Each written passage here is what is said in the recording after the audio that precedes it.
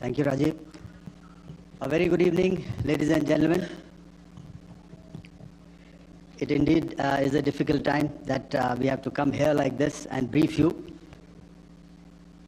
We could have done without this, but we had no choice. As the DGMO has detailed, the event was precipitated by the dastardly act at Pahalgam. The sequence of events have already been detailed. We carefully selected the targets, and out of the 9 selected targets, the target systems that were given to the Indian Air Force were the notorious training camps at Bhavalpur and Muridke, these being further from the international boundary. Through critical target system analysis, we analyzed what was to be done to annihilate these targets and plan to engage these targets with precision air-to-surface guided munitions so as to avoid collateral damage. The modalities of planning process I will not go through at this instant. However, what I would like to show you is the results that we achieved through our targeted airstrikes. Could I have the second slide, please?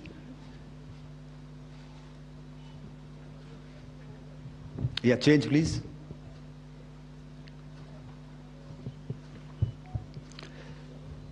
Okay. This is what the terror infra at Muridke looks like. If you see, north is as indicated, and to the right is east, where the international boundary lies. Could we have the next slide, please?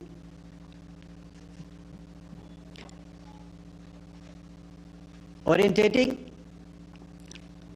Just go back to one slide. Okay.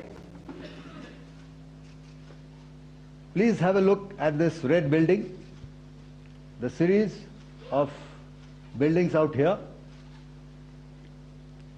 and this empty ground. Next. If you relate, the empty ground is here, and you see this is the first weapon that is impacting. This is the impact point number 1 on Muridke training camp with our precision guided weapons on early morning 7th. Next, please. Keep your eyes glued for the second weapon coming in and the second impact on the selected target point. Next slide, please.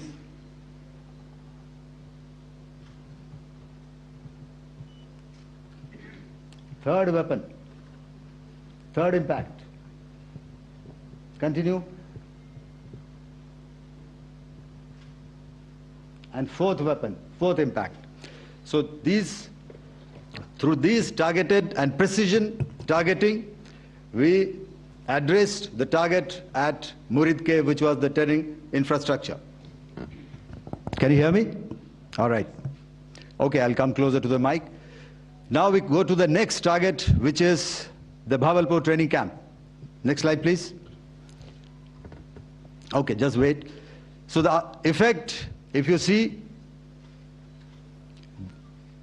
the impact point, if I can point out, this is the impact point.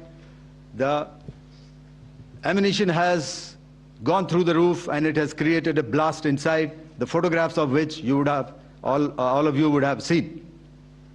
And the red building, after that there was this double-story building. It has been completely decimated by precision targeting. Next, please. The target system which was in the north, a series of buildings. I will show you how it looked next. Completely destroyed by our precision targeting. Next.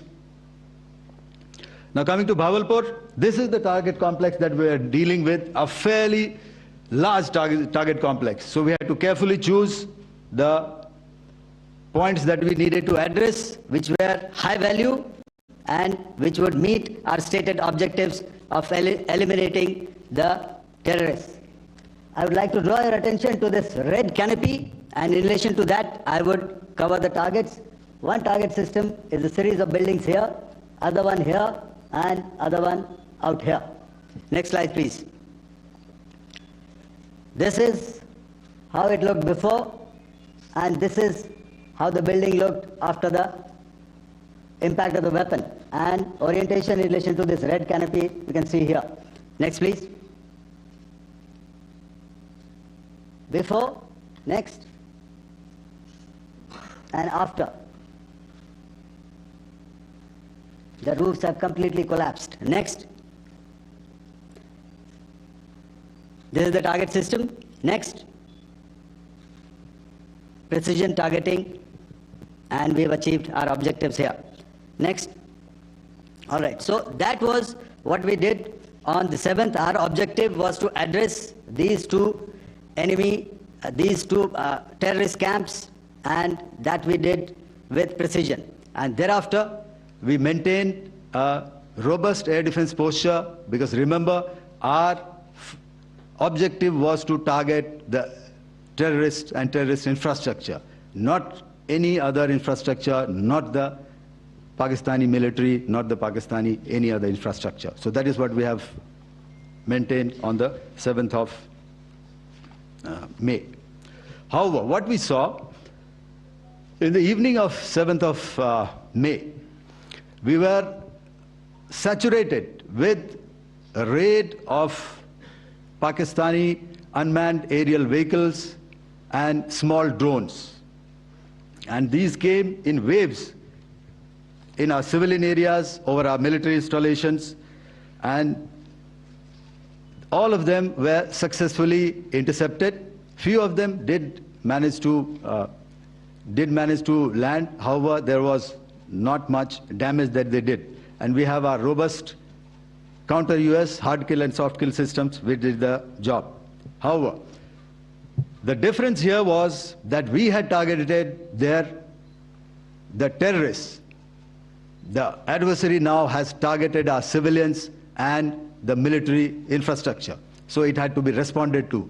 So in a quick and calibrated response, that very night, we struck their radar installations at Lahore and close to Gujranwala, the LYT installation, to indicate to him that we are ready, yet we do not want to escalate. Our fight was with the terrorists and not with the Pakistani military establishment. Thank you. Thank you, Air Marshal Bharti. So, ladies and gentlemen, he's outlined operations not only on the night of 6th and 7th of May, when Operation Sindoor commenced, but also on the subsequent night. Being well aware and familiar with the congenital and impulsive nature of our adversary, and even though we did attempt to reach out and communicate our compulsions to strike at the heart of terror to my counterpart in the immediate wake of Operation Sindoor, the request was brusquely turned down, with an intimation that a severe response was inevitable and in the offing. We were, of course, prepared. Operations on the 7th and the 8th, Air Marshal Bharti spoken about. On the night of 8th and 9th of May, they flew drones and aircrafts into our airspace all across the borders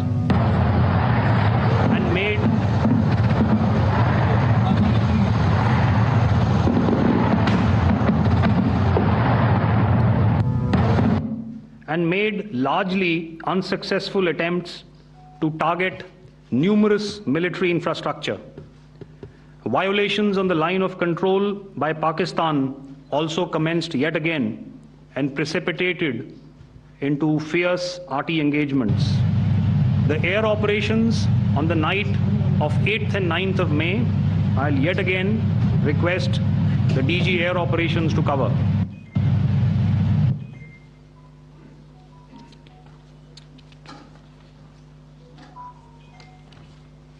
So I just covered what happened on the night of 7th and 8th. What we found that on the night of 8th and 9th, starting as early as 22:30 hours, our cities had a mass raid of drones, unmanned aerial vehicles, UCAVs, starting right from Srinagar, going down right up to Nalia. It was a mass raid in waves, and it was relentless. However, we were prepared, and our air defense preparedness ensured that there is no damage on ground or to any of the intended targets that the enemy might have planned for. The difference between 7th night and 8th night was that on 7th night, he sent in his Yiha class of UAVs. However, these UAVs can go some distance, they are armed. However, on the 8th, less numbers of armed UCAVs were there or UAVs were there, and more numbers of quadcopters, maybe for surveillance or just for harassment of civilians. This continued till midnight. Our air defense preparedness ensured that there was no damage on the ground, either to the military installations or to the civilians. However, the enemy had yet again shown that he wanted to up the ante and he wanted a fight, and we were up to the task. In a measured and calibrated response, we once again targeted his military installations, which included his SAM sites at Malirkant. This also included his surveillance radar sites at Lahore and close to Gujranwala. These were suitably addressed, and thereafter his drone attacks continued even till morning, which we countered, and during the daytime there was some respite. Here I would like to bring out another aspect. What we found was that while the drone attacks were being launched from somewhere close to Lahore, enemy had allowed his civilian aircraft to also continue to fly out of Lahore. Not only his own aircraft, but international passenger aircraft, which is quite insensitive, and we had to exercise extreme caution, even at the cost of some tactical disadvantage, to ensure that there is no damage to any of the civilian aircraft. And this was also brought out in our press briefing during the day. So I will now hand over to my colleague to cover the events of 9th onwards. On land, we also undertook certain measures such as deployment of air defense and electronic warfare assets to establish an integrated grid with the Indian Air Force, and I have seen and heard some of you wax eloquent about the benefits of such an architecture when it comes to negating and combating air intrusions. We also carried out deployment to include movement of our forces in the land, sea, and air domains. The night of the 9th and the 10th of May saw similar intrusions by drones and aircrafts, and this time there was a concerted effort to target airfields and some very, very important logistic installations, albeit yet again unsuccessful and denied gallantly and efficiently, I must say, by the integrated Indian Air Force and Indian Army Air Defense. We further strengthened our deployment and also initiated some pressure points to send a very clear and unambiguous message to the other side to desist from any misadventures on land. Some of the airfields and dumps saw repeated attacks in waves from the air. All were thwarted. The Pakistan Army has reported to have lost approximately 35 to 40 personnel in artillery and small arms firing on the line of control between the 7th and the 10th of May. What the other side had probably also not reckoned with was the speedy and precise turnaround and hit back by the Indian Air Force. And I will yet again ask Air Marshal Bharti to speak about these significant and game-changing strikes. I will thereafter request Vice Admiral Pramod, my colleague and Director General of Naval Operations, to tell us about some very telling naval maneuvers in the Arabian Sea that exerted pressure on the night of 9th and 10th of May. Over to you, sir. Thank you. Commencing about 2000 hours, that is 8 p.m. local time, on 8th of May, several Pakistani unmanned aerial systems, drones, combat vehicles attacked multiple IF bases. These included Jammu, Udhampur, Pathankot, Amritsar, Bhatinda, Nal, Dalhousie, Thois, Jaisalmer, Uttarlai, Falodi, Nalia.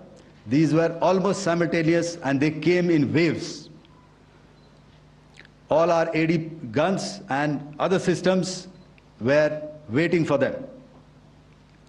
All these waves were neutralized by our trained crew using the air defense systems that they have, and also some of them were utilized using our legacy systems like Pechoras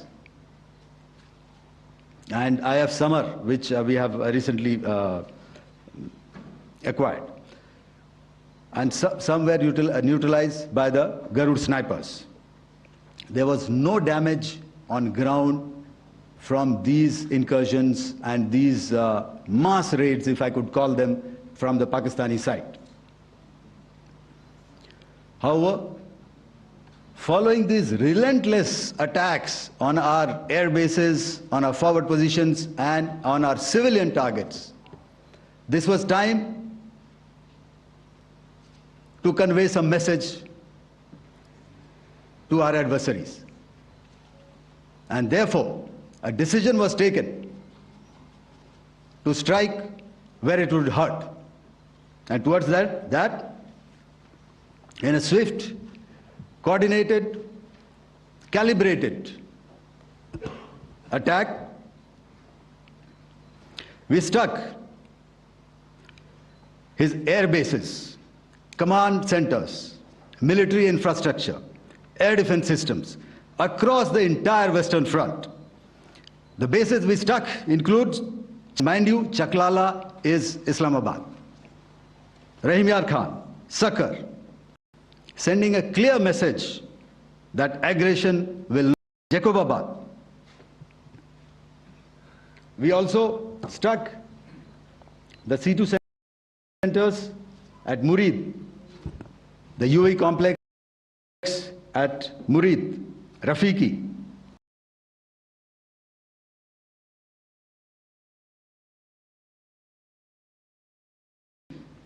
Rahim Yar Khan airfield, and the unmanned combat aerial vehicle hangar at Sakar.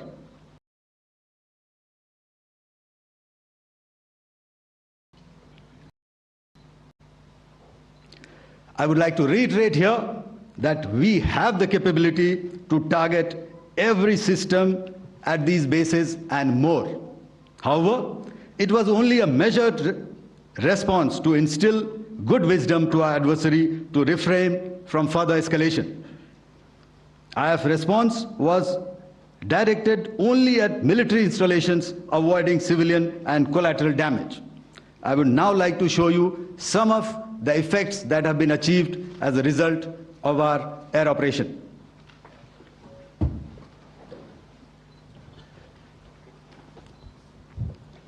Here is the Pasrur air defense system, if you could see.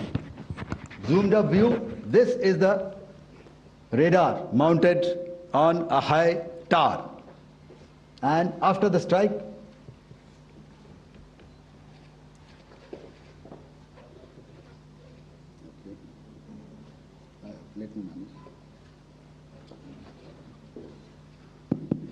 thank you. Can you hear me? Yeah, thank you. And after the strike, this is what has happened. This radar has been taken out, completely burnt. Next slide, please. The Chunia air defense radar, which was taken out on 7th and 8th. This is the radar site. A blown up photograph, once again, on a tower.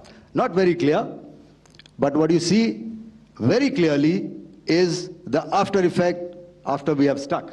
The radar head has been completely decapitated. Next slide, please.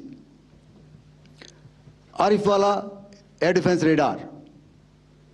In this complex, you see how it looked before, blown up image, and after really blown up. Next. Now coming to Sargodha airfield. Remember, this is one of their important airfields wherein they have a lot of assets, F-16s, other assets which they keep getting, training institutes. And we have stuck this airfield. It is not, if you zoom in here, then one impact point here on the runway and second impact point of our weapon, precision weapon on the runway. And if you see this blown up repairing going on, same here. Next. Rahimyar Khan. This is the area we have stuck. A deep strike out here and one complex here. So this is how it looked before, and the same, you see a big crater, another crater here, and this complex, after strike, neutralized. Next. Chaklala airfield, Noor Khan, once again a major air base, a lot of their logistic assets out here. This was the chosen complex that we intended to strike and convey a message. Next slide, please. This is how it looked before, and this is how it looked after our strike. Next. Sakar. We chose the radar site at Sakar. This is the radar site, and after it was struck, this is the aftermath, completely burnt out. Next, please. Aircraft shelter. This is how it looked before the strike, and this is how it looked after the strike. The roof of the buildings completely caved in and burnt. Next. Bolari airfield, aircraft hangar. This is how it looked before, and this is how it looked after the precision strike. Next. Jacobabad, aircraft hangar, and this is how it looked after. Next. So what I'm trying to convey here, ladies and gentlemen, is to start with, our fight was neither with the Pakistani military nor with anybody else who's there on the other side. Our fight was with the terrorists. We neutralized the terrorists that we selected to be neutralized, and thereafter we only maintained the air defense posture. However, we were relentlessly pounded by waves after waves, night after night, by his UCAVs, by his drones, and by his other unmanned aerial systems. And that left us with no choice but to retaliate, and yet our retaliation was calibrated, it was graduated, and it was proportionate. Thank you.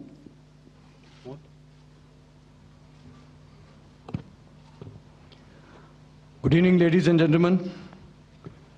In the aftermath of the cowardly attacks on innocent tourists at Pahalgam in Jammu and Kashmir by Pakistani-sponsored terrorists on 22nd April, the Indian Navy's Carrier Battle Group, surface forces, submarines, and aviation assets were immediately deployed at sea with full combat readiness in concert with the Joint Operation Plan of the Indian Defence Forces.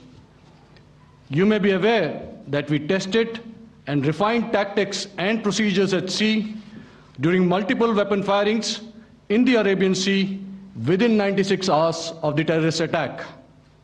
The aim was to revalidate our crew, armament, equipment, and platform readiness to deliver various ordnance on selected targets precisely. Thereafter, our forces remained forward deployed in the Northern Arabian Sea in a dissuasive and deterrent posture with full readiness and capacity to strike select targets at sea and on land, including Karachi at time of our choosing. The forward deployment of the Indian Navy compelled Pakistani naval and air units to be in a defensive posture, mostly inside harbors or very close to the coast, which we monitored continuously. The Indian Navy maintained seamless maritime domain awareness throughout the duration and was entirely aware of the location and movement of Pakistani units. In effect, we had and continue to have good battle space transparency using our maritime domain awareness grid. As you are aware, our response has been measured, proportionate, non-escalatory, and responsible from day one. Accordingly, the calibrated approach considered all options, including the ability of the Indian Navy for offensive action from and at sea.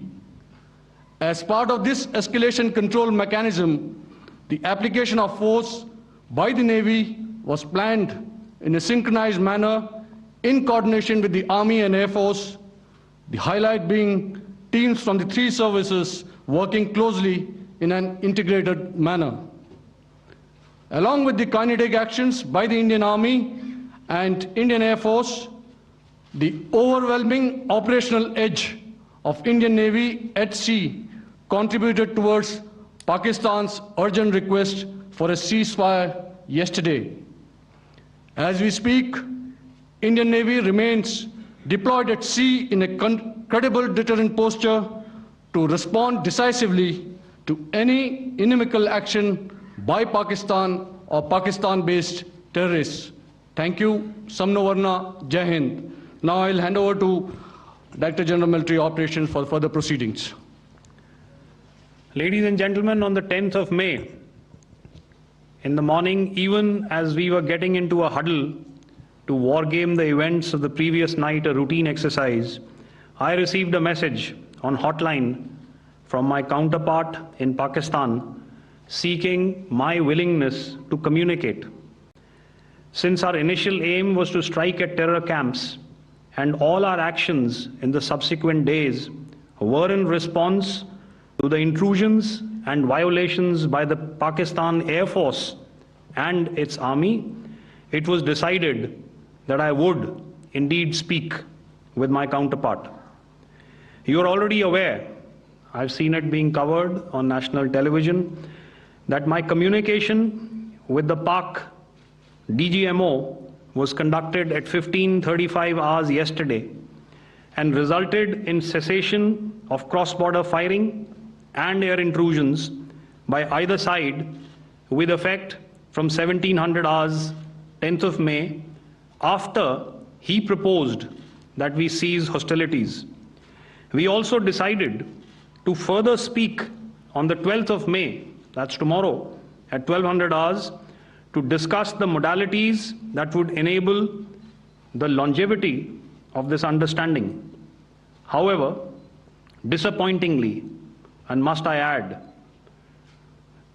expectedly, it took only a couple of hours for the Pakistan Army to violate these arrangements by cross-border and across the line of control firing, followed by drone intrusions across the expanse of the Western Front, through last night and in the early hours of the morning today.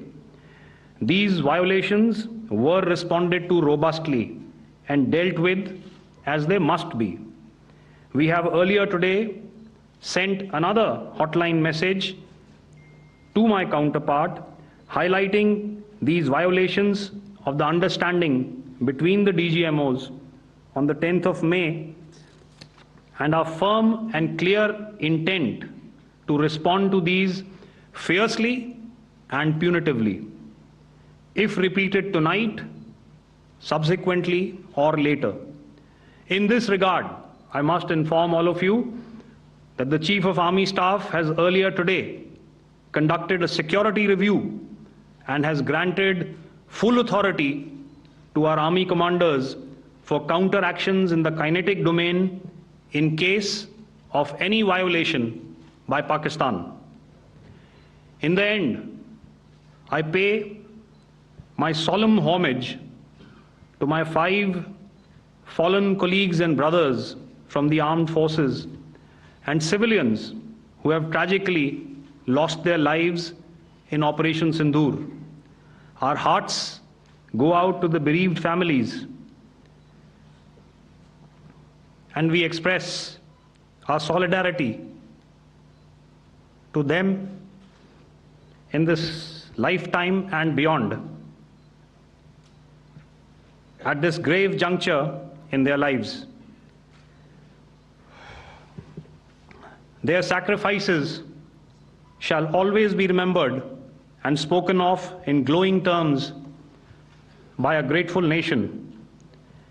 We have thus far, ladies and gentlemen, exercised, and my colleague Pramod highlighted this, immense restraint, and our actions have been focused, measured, and non-escalatory. However, any threat to the sovereignty, territorial integrity, and safety of our citizens will be met with decisive force. Jai Hind. Okay, ladies and gentlemen, we are now open for questions. All right, now since I would not know all of you, I would expect you to please raise the placard or your hand, and once I indicate, I expect you to please give out your name and the media group that you belong to. Keep your questions short so that we can take as many questions as possible. Also, ladies and gentlemen, kindly bear in mind that confidential aspects may not be answered by the 3 DGMOs. Right. I've got a lot of hands there. Let me start from the left. Left foot always in front when we start marching. So here we have to the left, okay. Yeah, 238. Hello. So this is Manas Pratimhuyan from PTI, Press Trust of India. So the understanding that was reached yesterday on stopping the military operations and actions, was it for just 3 days? And what would be the cost escalation if there is violation of this understanding by the Pakistani side? And my subsequent question would be that we have a kind of ceasefire agreement with Pakistan that was finalized in 2003. So will there be some kind of similarities in frameworks between the two kind of understandings, 2003 ceasefire agreement and the current understanding on stopping military operations? And again, what would the cost that will be incurring on Pakistan if Pakistan again resorts to this kind of terrorist activities, because we have made it very clear that the cost will be very high. So I would like to have your thoughts on it. Okay, so I'll answer the latter part of the question first. I also want to add that while the initial ceasefire agreement, as you correctly pointed out, is of the 2003 vintage, but I must remind you that in 2021, in the month of February, and this was then when the crisis in eastern Ladakh was also on, the 2 DGMOs had spoken and arrived at a ceasefire understanding that lasted right up until this unfortunate attack at Pahalgam. Once our Foreign Secretary had announced the decisions of the CCS in the immediate wake of that attack, he had announced certain measures, and then of course Pakistan had in turn made its own announcements. Since then, there have been certain violations of this ceasefire understanding, and of course after the 7th of May, like I pointed out during my statement, that there have been numerous violations on the line of control especially, and of course along the international boundary by the Pakistan Army and the Pakistan Air Force. This understanding that we spoke about yesterday, no, it was not for 3 days. It was first to stop aggressive and hostile activities immediately, let that order and direction settle down for about 36 hours, and thereafter discuss modalities, like I said, to ensure its longevity. That is tomorrow, on the 12th of May.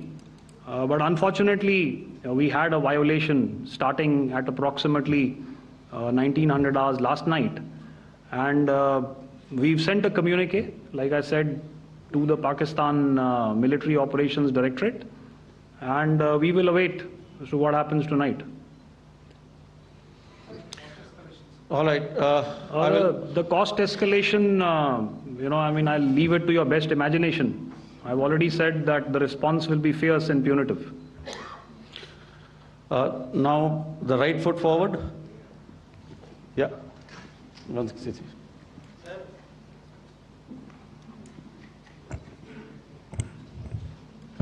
Sir, I am Ajit Dubey from ANI, sir. Sir, my question is that you talked about the loss of lives to the Pakistan army, that was around 35 to 40 kills secured by the Indian army. Sir, can you tell us what would be the total loss of life to the Pakistan army in both army and air force attacks, sir? And how good was the performance of the BrahMos, Scalp and the S-400 during the operations? And sir, since we have just one line. No multiple questions, please. Sir, all right. And since sir, we have achieved such a spectacular, we have made good achievements in this entire operation. Can we say that we have emerged victorious, or we have a big upper hand over the Pakistanis in this entire conflict? Thank you very much, sir. So I'll answer the question about the loss of lives on the other side. Of course, there are various means to ascertain that number. There is information from various agencies that come in. There are, of course, on the line of control, other ways to find out as to what has been the effect of what you are doing there in ceasefire violations. So therefore, I mentioned 35 to 40 on the line of control, and please remember that once Operation Sindoor was launched, the responses of the Pakistan Army were also on Indian Army or the Indian Armed Forces infrastructure. Let me put it that way. So that's why I did not cover casualties of the Pakistan Army, at least in the initial phases of battle, because those were not our targets. Our targets were terror-oriented, and of course later, once they launched air intrusions and air operations on our infrastructure, we've used heavier weapons, and of course there would have been casualties, but those are still being assessed. The effects of the weapons that you mentioned, I will request Air Marshal Bharti to apprise all of you about those. Good evening, Mr. Sujit. How are you? Ajit. Okay, we're meeting after some time. I never mentioned about any of the weapons that we used. Check. Okay. What I was saying, that I never mentioned of any of the weapons, the caliber that we used. All right, so we leave it at that. Those are matters of operational details which I would not like to go into. But suffice to say that whatever methods and whatever means we have chosen, it had the desired effects on the enemy targets. How many casualties?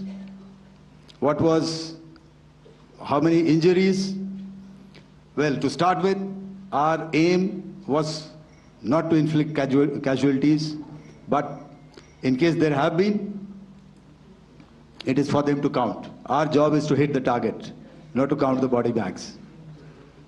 And the last part of your question, I wonder if you read out the tweet on ADG-PI at midnight once we'd done what we had to in Operation Sindoor. And that's credit to my friend here on the left. Justice has been served, Ajit. That is all that I will say. Ajit, no, I'll request you to, refrain putting words into his mouth. All right.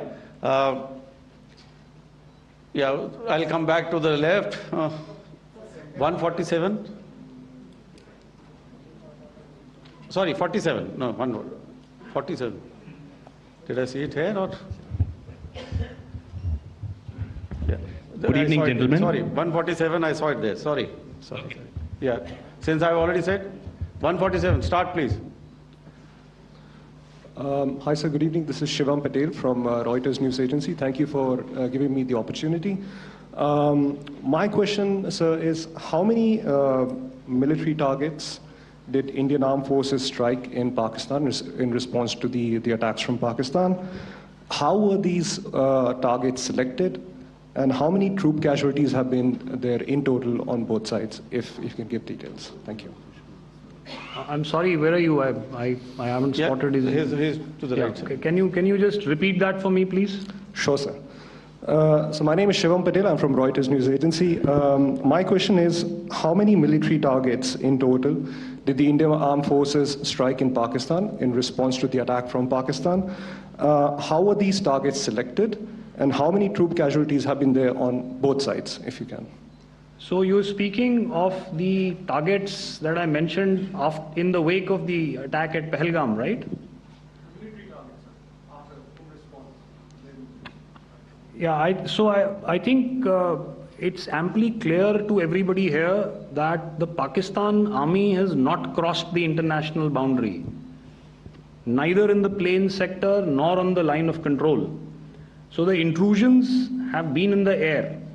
There have been certain attempts on the line of control when ceasefire violations have been on to try and infiltrate and carry out and perpetrate activities that we are all very well familiar with.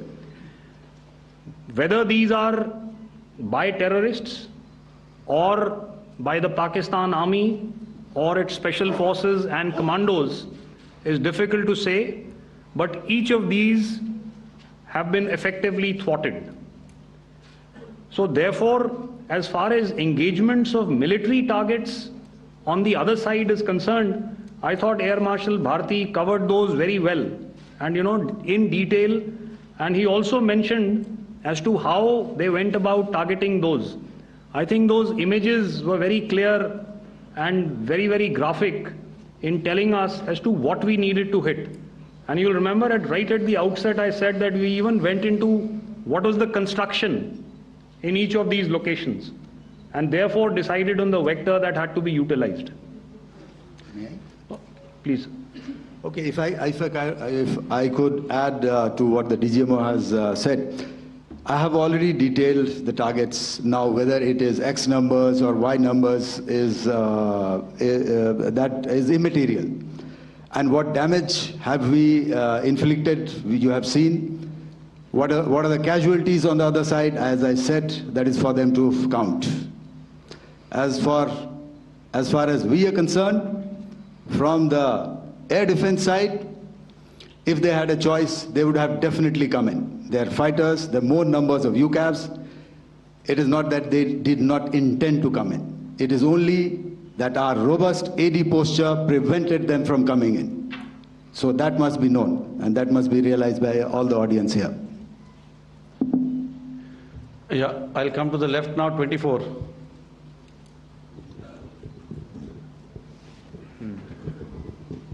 Good evening, sir. This is Anuvesh Rath from Z.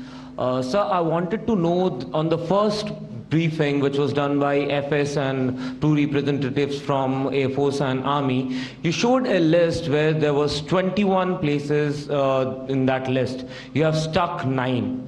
Are more operations going to be held? Is Operation Sindoor still on? And the second question, thank you, sir. Thank you so much. And also, I want to congratulate all three of you for a fantastic operation that you guys have done. Thank you so much. Thank you so much for that one question. Yeah. Sir, the question. Unfortunately, Rath, is that your name? I'm sorry. You know, as far as operational details are concerned, I am not in a position to share those right now. But I think I'll take a cue from Pramod. You know, he said towards the end that the Indian Navy is still in a posture that is deterrent. And I have already made it very clear towards the end of what I said that it's only a couple of hours ago that the Chief of Army Staff has carried out a security review, and he's authorized our Army commanders to deal with violations of any kind from across the borders in a manner that they deem fit. So again, to reiterate, the response will be fierce and it will be punitive.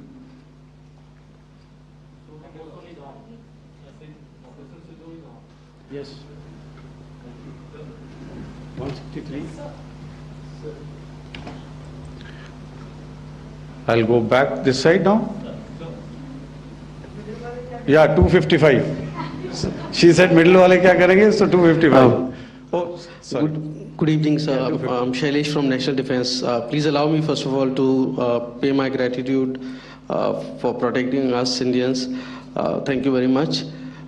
Sir, since the enemy has been talking about taking down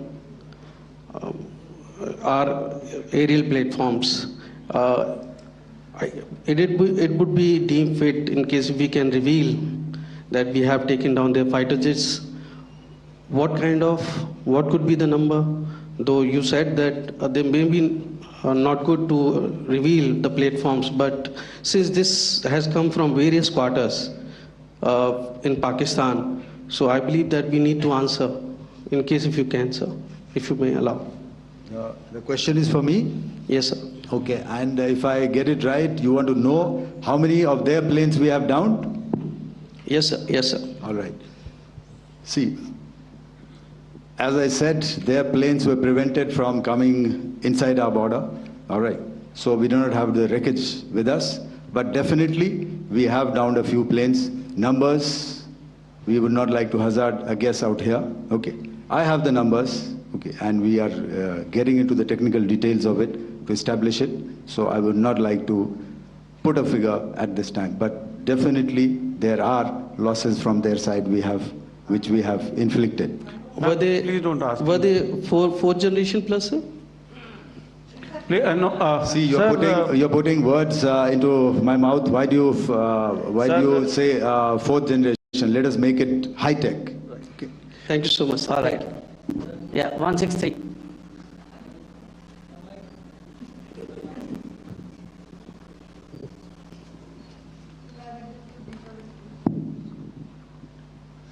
sir मैं मंजीत नेगी हूँ आज तक से। मेरा सवाल ये है कि इस पूरे ऑपरेशन में जो आतंकी ठिकानों को निशाना बनाया गया, क्या नंबर्स कुछ बता सकते हैं कितने आतंकी मारे गए? कुछ नाम सरकार मतलब कुछ नाम मीडिया में आए भी हैं जो बड़े उसके मास्टरमाइंड थे। और एक सवाल जो आज एयरफोर्स ने एक ट्वीट किया कि ऑपरेशन सिंदूर अभी जारी है और सरकार की तरफ से भी कहा गया। और पिछली बार जब विदेश मंत्रालय की प्रेस कॉन्फ्रेंस पहली हुई थी उसमें वो लिस्ट दिखाई गई थी कि 21 टेरर कैंप आइडेंटिफाई किए गए हैं। तो क्या जो बाकी बचे हुए टेरर कैंप उन पर भी कार्रवाई होगी? और एक नंबर अगर आप बता पाएं कितने टेररिस्ट मारे गए? Sir, before you answer, Manjeet ji, 3 questions. The third one has just been asked here before. So 21 this thing. So I'll request the first to be answered so that we have more number of people who can ask. Manjeet, जब मैंने statement दिया तो मैंने शुरू में ही कहा कि जैसे ही ऑपरेशन सिंदूर कॉन्सेप्चुअलाइज हुआ तो हमारा जो पीछे की कार्रवाई होती है, स्पेड वर्क और टारगेट्स को आइडेंटिफाई और एनालाइज करने की कार्रवाई शुरू हो गई थी। मैंने जब स्टेटमेंट दिया तो मैंने बताया कि बहुत सारे थे, हमने 21 दिखाए होंगे और भी हैं, लेकिन वो लिस्ट फिल्टर करते करते 21 तक पहुंची। अब क्या आगे एंगेज किए जाएंगे?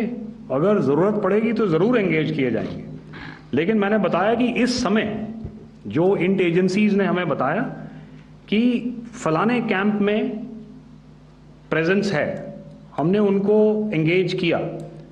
कुछ नाम मैंने लिए, कुछ नाम अभी पुख्ता किए जा रहे हैं। मैंने आपको बताया कि जो इंट एजेंसीज ने अभी तक असेसमेंट किया है उसमें उन्होंने कहा है कि तकरीबन 100 से ज़्यादा मारे गए हैं। और एक आज आपने तस्वीर भी देखी कि काफ़ी प्रोमिनेंट जो फ्यूनरल था, काफ़ी प्रोमिनेंट एक जो हस्ती हैं वो ऑर्गेनाइज कर रहे थे, और उस फ्यूनरल में और कौन कौन लोग अटेंड कर रहे थे वो तो आपने देखा ही। तो आप लोग सब समझदार हैं और मुझे ये कहने की ज़रूरत नहीं है कि इन लोगों को कहाँ से सपोर्ट मिल रहा है। अगर नहीं मिल रहा होता तो ऑपरेशन सिंदूर नहीं होता, तो उसी की वजह से है ये ऑपरेशन। तो मेरे ख्याल से मैंने आपके सारे सवालों का जवाब दे दिया है। Ma'am, sir, next is from 17। Sir, मेरा नाम अंजू निर्वाण है, TV9 भारतवर्ष से। सर, मेरा सवाल ये है कि ऑपरेशन सिंदूर में हमारी जो इंडियन नेवी है उसके बारे में सर थोड़ा सा बताएं कि किस तरह की उसकी भूमिका रही, क्योंकि हमने इस दौरान सर देखा कि बहुत सारी स्पेकुलेशन भी रही और ये बोला गया कि कराची तक हमारी नेवी ने ऑपरेशन किया है। तो सर इस पे थोड़ी सी क्लैरिटी चाहिए। और सर हमने कौन कौन से फाइटर एयरक्राफ्ट डाउन किए हैं, अगर उसका भी थोड़ा सा क्लैरिटी मिल जाए तो अच्छा रहेगा। तो मैं आपका पहले सवाल का जवाब दूंगा। I will make few sentences and leave it for your imagination. First of all, as I mentioned, we have quantitative and qualitative edge to deliver a massive blow to our adversary, and we completely dominate in the maritime front. Indian Navy's action is part of the escalation ladder mechanism which we have worked out amongst 3 services. This time, if Pakistan dare take any action, and Pakistan knows it, what we are going to do. That's all. Okay. आपके सवाल का जवाब मैं पहले दे चुका हूं। आपके सवाल का जवाब मैं पहले दे चुका हूं, इसलिए मैं बस उस तक ही सीमित रखूंगा और इतना कहना चाहूंगा कि आने वाले दिनों में आपको खुद ही पता चल जाएगा और ऐसी बातें छुपी नहीं रहती हैं, तो पता चल जाएगा। So at this time we'll just let it be. Okay, ladies and gentlemen, we have 1 or 2 more questions, sir. So please, they are going to be outside. You can speak to them there also. 104.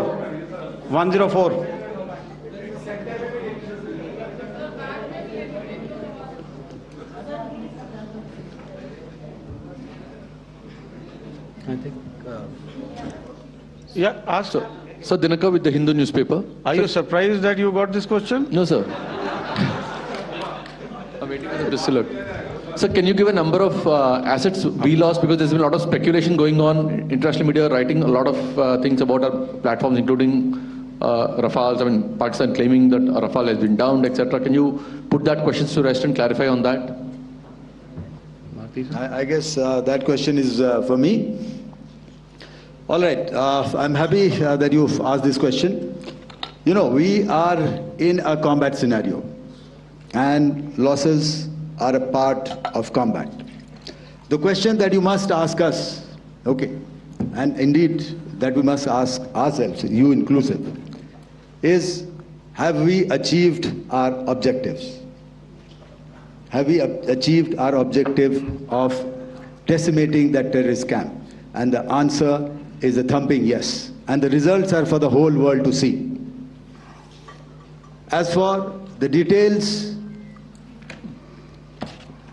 what could have been, how many numbers, which platform did we lose? You know, at this time, I would not like to comment on that because we are still in a combat situation. And if I comment on anything, it will only be advantage adversary. So we don't want to give him any advantage at this stage. All I can say is that we have achieved our objectives that we selected, and all our pilots are back home. Thank you. Okay, hold, please don't, please be civil here. So we'll have 220 now. Sir, hello sir, this is Anita Chaudhary sir from Swadesh newspaper. मेरा सवाल है क्योंकि ये हमारे जो पहले जो action रहा वो आतंकवाद के खिलाफ रहा, तो आतंकवाद में अजहर मसूद की तरफ से एक बयान जारी किया गया था जिसमें उन्होंने कहा कि हम इसका बदला लेंगे और जाल रुलाएंगे। तो क्या अगला, अगर खुदा न खास्ता अगला टेरर अटैक किसी भी तरह का होता है तो क्या उसे एक्ट ऑफ वॉर में हमारी तरफ से लिया जाएगा और उसका क्या माकूल जवाब दिया जा सकता है? मेरा इसमें सिर्फ एक ही जवाब है आपके लिए कि हमने अपनी कार्रवाई करी। हमने उसके बाद मैंने अपने स्टेटमेंट में भी बताया कि ये कम्युनिकेट करने की कोशिश करी कि हमने इस तरीके से ये जो स्ट्राइक्स हैं वो क्यों की, लेकिन जो हमारा एडवर्सरी है उसने जैसे मुनासिब समझा वो कार्रवाई करी। तो आपने देखा कि ये जो एक्टिविटीज़ चल रही हैं 3-4 दिन से, ये कोई वॉर से कम नहीं है। नॉर्मल सर्कमस्टांसेस में एक दूसरे देश की एयर फोर्सेस हवा में नहीं उड़ती हैं और एक दूसरे के ऊपर स्ट्राइक्स नहीं करती हैं। हर रात इंट्रूजन्स नहीं होते हैं। लाइन ऑफ कंट्रोल पर सीज फायर वायोलेशंस, आपके एक साथी ने सवाल पूछा था शुरू में, एक सीज फायर अंडरस्टैंडिंग था, वो भी जा चुका है। उस सीज फायर अंडरस्टैंडिंग के जाते जो फायरिंग हो रही है लाइन ऑफ कंट्रोल में, उसमें घुसपैठ की कोशिश हो रही है। आमतौर पर ये घुसपैठ लाइन ऑफ कंट्रोल में टेररिस्ट करते हैं, लेकिन हमें इंफॉर्मेशन है कि हो सकता है ये पाकिस्तान आर्मी की टोलियां भी हों जो हमारे पोस्ट के ऊपर खामी पहुंचाने की कोशिश कर रही हैं। तो ये सारी एक्टिविटीज़ तो वॉर में शामिल हैं। तो ये कहना मुश्किल है कि आगे क्या होगा, वो स्पेक्यूलेटिव जोन में आ जाता है और मैं स्पेक्यूलेट नहीं करना चाहता हूँ। हर एक सिचुएशन अलग होती है और उससे एक तरीके से डील किया जाता है। सर मैं एक सवाल इसका मैं जवाब देना चाहता हूँ, 1 मिनट। सो जो मिलिट्री होता है, our main job is to prevent war and maintain peace and stability. So it is not that our response is a graded response.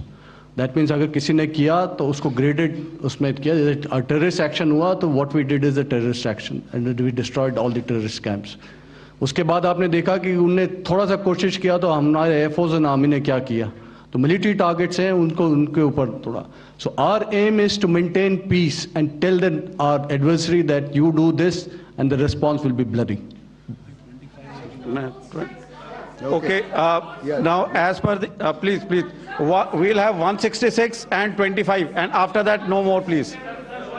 Sir, this side. Ladies and gentlemen, please sir. Maintain, sir, I request you to please be quiet. Jal Ghai? No. This side, sir. We have only 2 sir, questions left, 166. Yeah, please ask. So I'm Rahul Singh from Hindustan Times, sir. So you were totally on top of the game in the kind of losses you've inflicted on the enemy. I mean, we saw those slides and everything. So it kind of comes across that you were batting it 99 and you decided to declare your innings. What are your thoughts on that, sir? And do you think, are you weighing the option of the Pakistan army using this time, buying this time of the so-called ceasefire or the understanding? And you talked about how they could not be trusted. So buying time to kind of build up their war reserves, getting stuff from their friends like Turkey or China, are we considering that possibility, sir?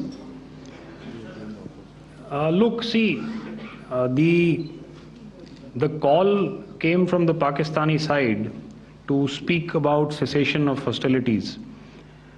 What pauses mean during such conflicts is known to everybody.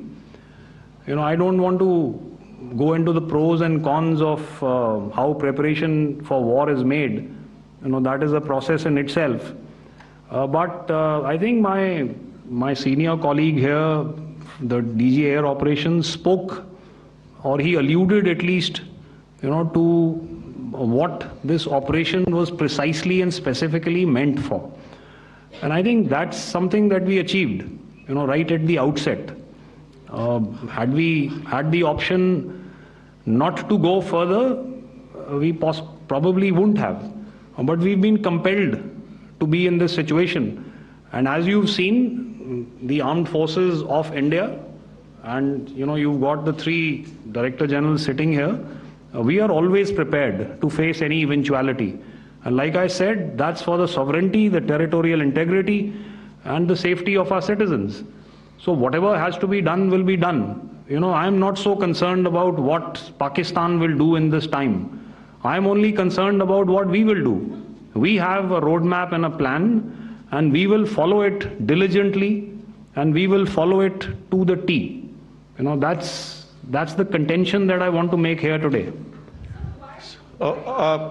Ma'am, please. Okay, the last question, and ma'am, 25. She has been she's been asking since the first one. Sir, I'm Nandita. Sir. She's not asking a question. Sir, I'm Nandita Dagar, DGAR from DD News and DD India. Sir, I wanted to ask you that my question is to General Ghai. Sir, you spoke to your counterpart yesterday and the Pakistani counterpart. Sir, what is the Indian Army's assessment that despite that agreement, that talk that you had, despite that agreement coming into effect at 1700 hours yesterday, why did they violate it? And number 2, yesterday at the Joint Defense Ministry and Foreign Ministry briefing, Wing Commander Vyomika Singh and Colonel Sophia Qureshi had told us that we have cited the Pakistani troops amassing at the borders and at the LOC. Sir, has that situation changed? Have they withdrawn?